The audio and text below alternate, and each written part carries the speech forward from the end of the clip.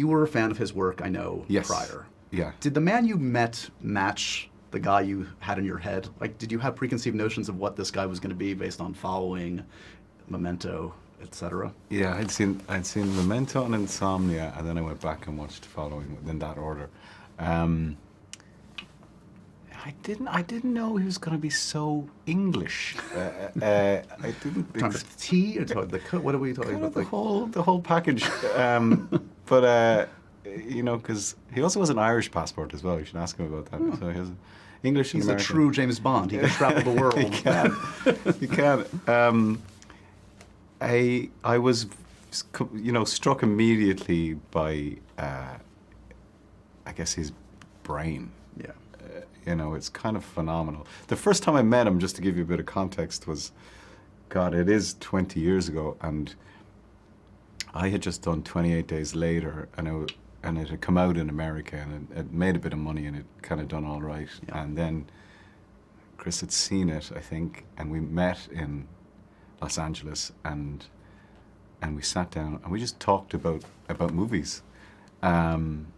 For a few hours, you know, it wasn't just a brief meeting. It was a really, really good chat, and we really connected.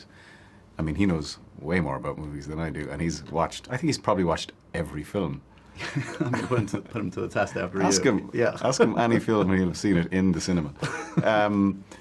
And we got on, and you know, we had a good laugh, and then. He's also really funny, you know. Dry. He's very funny. Yeah.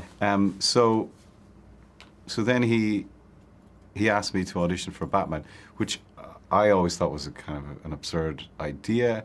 I think secretly he did as well. He thought I was, you know, not right for it. But we did the test, and it was the full production values. Like we shot on 35. They had the set and everything. The old school that they don't do anymore. Yeah, it was the real deal. You know, and I prepared for it, and for me it was just to get to be directed by Christopher Nolan when I was a young actor, you know. Sure. And I loved the experience of it, but I kind of thought that might be it because, you know, I didn't see myself as that character. And then, as he does always, he called me out of the blue, and he said, "Look, that's not going to work out for Batman." And I thought, he's got to be Christian Bale. And I said, "Yes, that makes complete sense." And then he said, "But there's this other character," and that's kind of how it started. Is playing a character through 3 movies that is wearing a bag over his head more or less fun than it appears? Is it just about what I would expect it to be?